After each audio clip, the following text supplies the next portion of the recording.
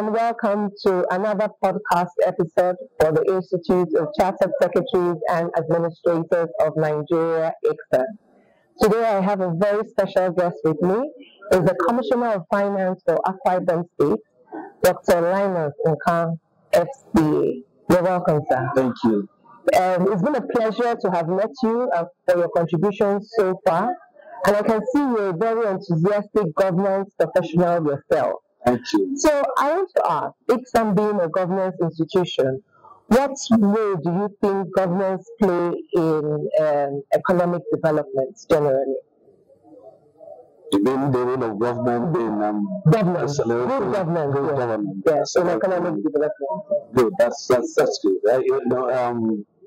For me, the primary goals of government is to make the people happy, to improve the standard living of the people, to stem the state of poverty, and provide amenities, social, and provide institutions and all that it takes that makes life easy for the people.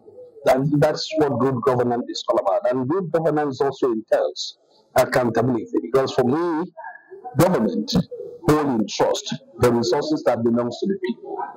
Then the efficient and effective utilization or deployment of those resources in ways that bring good to the people is what I call good governance. And then being able to account for those resources, which is the role of stewardship by government. I think good governance play a lot in terms of development, because the focus of good governance is to ensure development for the people. Without good governance, there is no development. So they moved, pari passu, and they moved together. Good governance is exactly that what brings good development to the people. Oh, thank you very much for that. And we can see that Akwa Ibom State is unique in terms of development. There has been a lot of rapid development over the years. Can you tell us what is the strategy for such rapid development in the state, sir? Yes, like we've just attempted to look at what good governance means to development. Successive leadership in the states, the governors and the team, have always embarked on the journey to achieve good governance for the people. And in achieving the good governance, the strategies, the method, programs, agendas the government put forward to achieve is why we have development in these states. We've had very focused, diligent people that have ruled these states. We want to start, let's even say, since the emergence of the current democracy in 1999, where we had Obong Victor as the governor. Obong Victor was acclaimed as the most visionary governor of our time.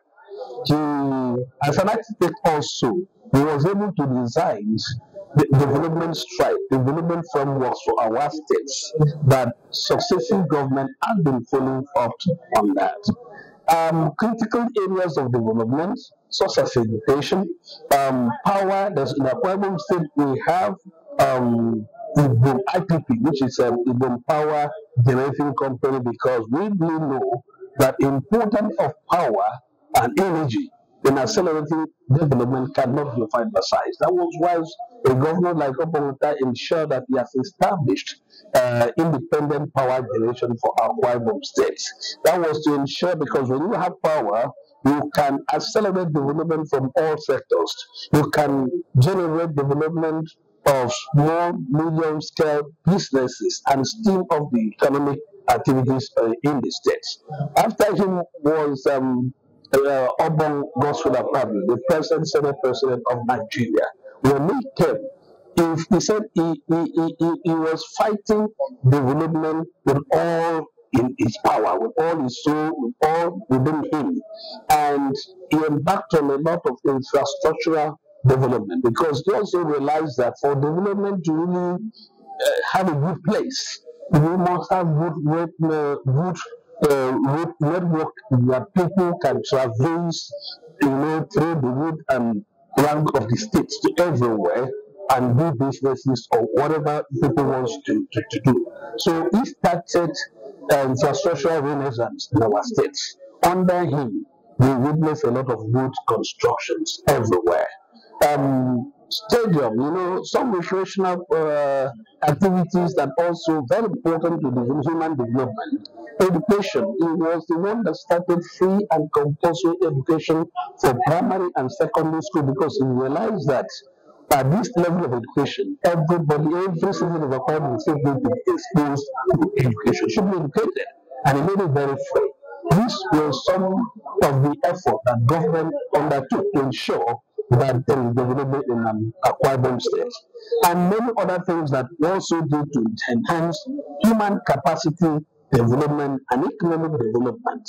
Comes after him was the Creating Emmanuel. When he came on board, we don't realize that we need to continue to stem and accelerate development in the state. His own mantra of development was industrialization because he realized that our educational institutions were generating or producing graduates, and in the nation Nigeria we're having problem of unemployment. So he was like, Akwa Ibom State, how can we stem the kind of unemployment experience in the country generally? He made sure that he laid foundation and raised the pillars for industrialization in Akwa Ibom State. Under him, let me say there was no in the industries, but in his effort, he was able to bring on board 17 good industries in Akwa Ibom. 17 good industries in Akwa Ibom of various sizes, and some of them are still operating now, like the Swedish, they call it Jubilee Swedish manufacturing company. That's the only company in the Sub-Saharan Africa that produces syringes. I mean, syringes is very important in the hospital because they are consumables and has a very large market. Before now, we used to import those kind of things. Flour mill has a Jubilee flour mill and some other medium, small, and even big industries. That was, like I said, he laid the foundation because he said Akwa Ibom State need to be industrialized, and he laid the foundation and also ensured that so many industries came up as a result of his effort. The joint that also was to ensure more roads in Akwa Ibom State need to be constructed. So he built on what the previous government also undertook, complete so many of them, and then took up new ones and all that. Human capacity development has been also a focus of the administration of Akwa Ibom State, and that's why we don't continue the free and compulsory education from the last administration that we took over from. So these are some of the pillars of development that the governors focused on and put all their energy and resources were deployed to it. And I think that's why we really have development in Akwa Ibom State at a very rapid rate than it is in other places. Thank you very much. It's very enlightening to know this much has gone into the development of Akwa Ibom State. Now, when we talk about good governance, there are always pillars.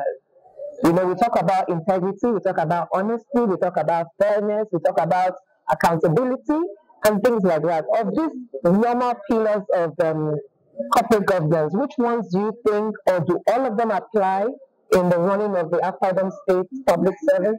Yes, I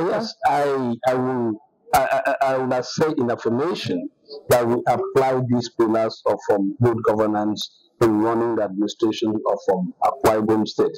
We want to talk about honesty, transparency, and then accountability. Very important. These are critical pillars of good governance. And as a commissioner for finance in Akwa Ibom State, because all these are run around financial resources and other resources, it's been my responsibility to generate, ensure, supervise the generation of revenue that comes to the state. This revenue becomes, it's the resources that belongs to the entire citizens of the state, not the government in a way. So it's been my responsibility to see to it that these resources are properly being captured. And then the expenditure aspect of it, we have a good budgetary system in place. In fact, in Akwa Ibom State, we practice what we call citizens budgeting process. That at any point in time, government intend to budget for activities that it wants to carry on. We involve the citizens all over. Do you understand? To ensure that the citizens themselves do take part. They give their opinion. They give their recommendation as to what they want in their various localities and communities. That's a participatory government. That's and that's the bedrock and the basis of good governance. So the budget implementation too is being subjected to review by members of the State House of Assembly, because those are the ones that represents the spectrum of the people. Therefore, whatever the executive does with regards to expenditure of the resources in line with the budgetary provisions, the State House of Assembly quarterly ensure they review and to ensure that the governor, or that is the executive, is spending in line with the provisions of the budget. They represent the people, and they report on it. Where there are variations, they know about it, and they also make their own contributions in where the executive in any way via of where it should be. So this collaboration between the executive, the legislature, and also the judiciary really ensure that we have a very accountable government in Akwa Ibom State. And my job also, at the end of every year, I have to present the performance of the government to the Akwa Ibom people. But like a town hall meeting. It's like a town hall meeting. We call all representatives of different civil liberty organizations, which they must always be involved, even at the budget briefing. The civil liberty organization will be there. The different segments of the people, the public, are also represented.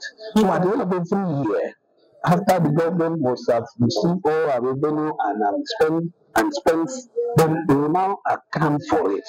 We'll show you every one naira that was received in this state, what it is used for under the various, areas of development of the state, covering agriculture, road infrastructure, education, commerce, trade, tourism. Every item of government expenditure will be displayed, and the amount spent also shown. So for me, that speaks to another pillar in corporate governance: transparency. Transparency. That's the transparency we are talking about. Yeah. And I want you to also know what we do in our Akwa Ibom State is also in conformity with the World Bank reform programs, SIFTAS, that is State Fiscal Transparency Program that was undertaken by the World Bank among all the states in the federation and the federal government. Okay. They specify all those pillars, all those areas that state government needs to. A lot of reforms were brought in, and states were like competing for it in a way. In fact, they were the compensations or reward for being able to comply or meet up those criteria set up by the World Bank. So after the ICSAN, Akwa Ibom State we ensure we internalized and consistently will create a system that our people who own the resources see what the government does with the resources that belongs to them. So I think the pillars of good governance, transparency, accountability, and stewardship, Akwa Ibom State is all at a very high extent. Thank you very much. In fact, while you were speaking, you led me to my next question.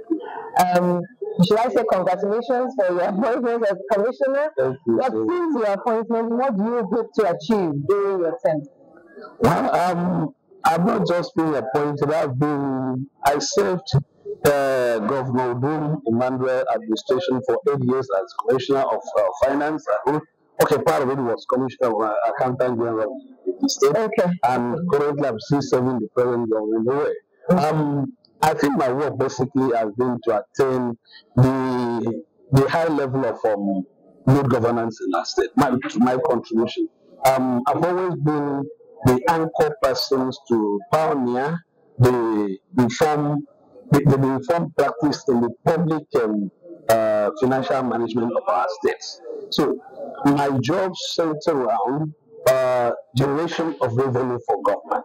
And we have been able to also put a lot of innovations in place that has enhanced the revenue generation of Akwa Ibom State, because good governance is very important. But government cannot really achieve good governance if they do not have the resources to do what they want to do for the people. And that's the truth about it. So we needed to ensure that we bring in some innovations to enhance our internally generated revenue. This we have done, and the figures are there to speak for what we have been able to contribute to government. And also the recording and accounting for these resources.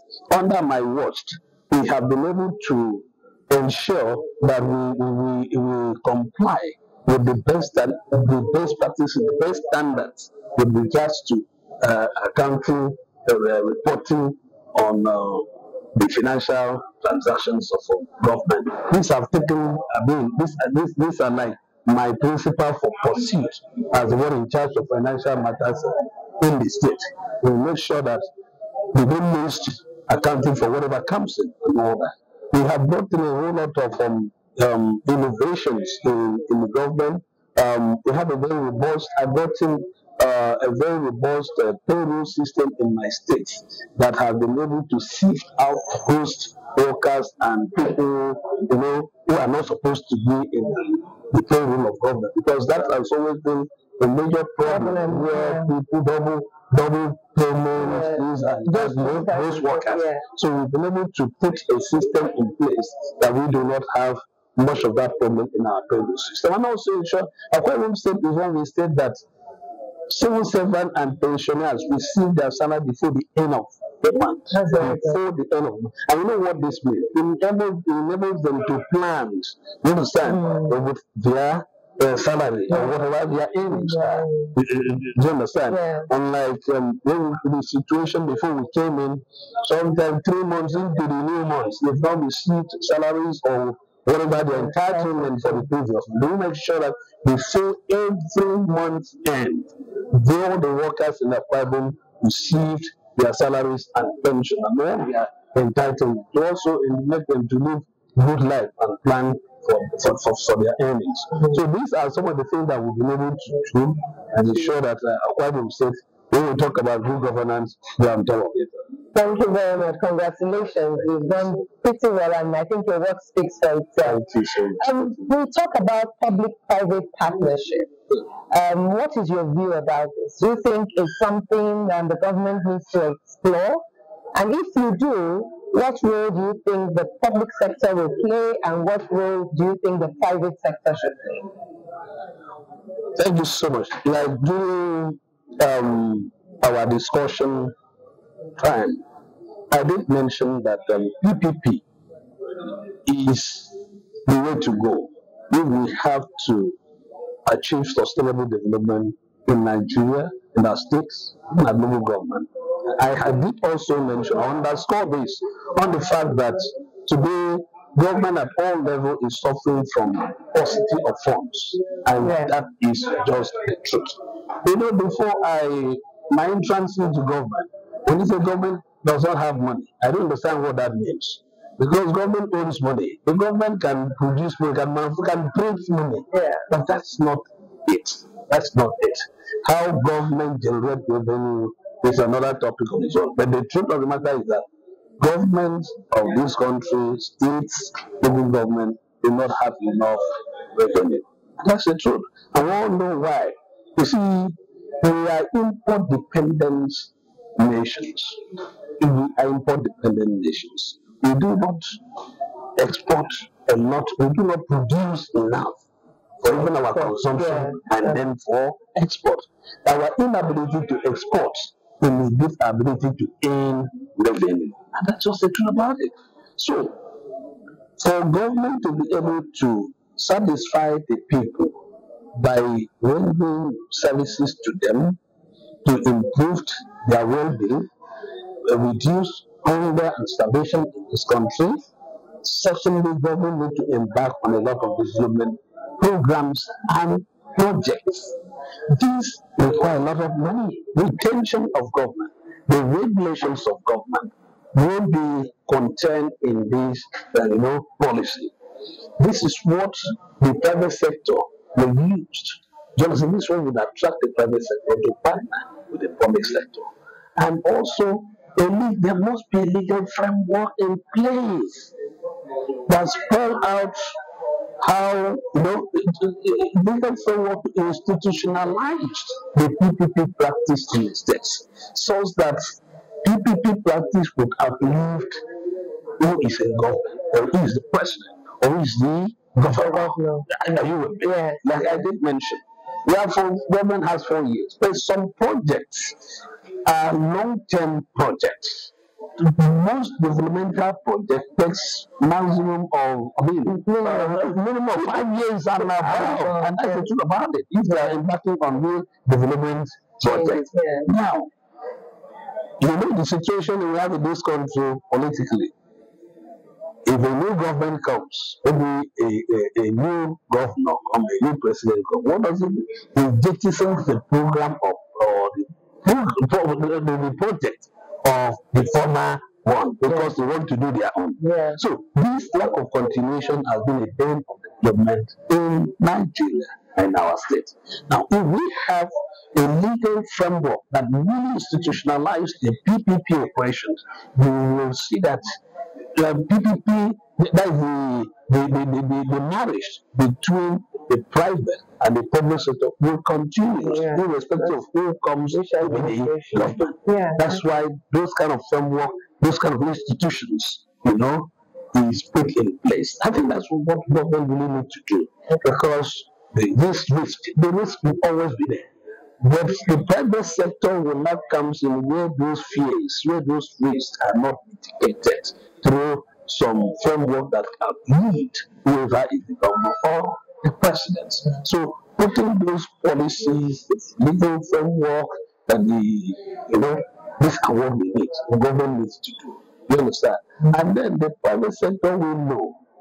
The private sector today, they have the competencies, the capabilities, the innovations and the technology to be able to drive a lot of these development projects. You understand? Yeah. We believe, and the private sector are the ones that could have access to development funds from financiers, both nationally or internationally.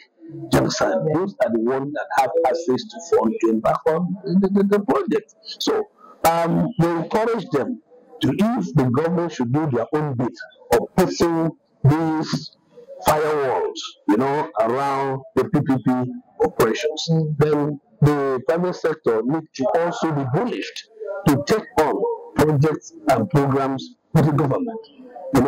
Like the lead speaker did mention, minimized profit maximizations. Although the profit will always be there. Let them do this social contract between the people, even the private sector, with the people and also the government. So when these fireworks start, we put in place to protect the government and protect the private sector. I think the PPP will have no problem. This is absolutely fantastic. Thank you very much. We've been talking to the Commissioner for Finance for Akwa Ibom State, Dr. Linus Nkan, FCA, and he has given us so many insights on the success, the basis for the success for the Akwa Ibom State Administration, for his position as Commissioner, and for the possibilities of having a good running PPP. I thank you again.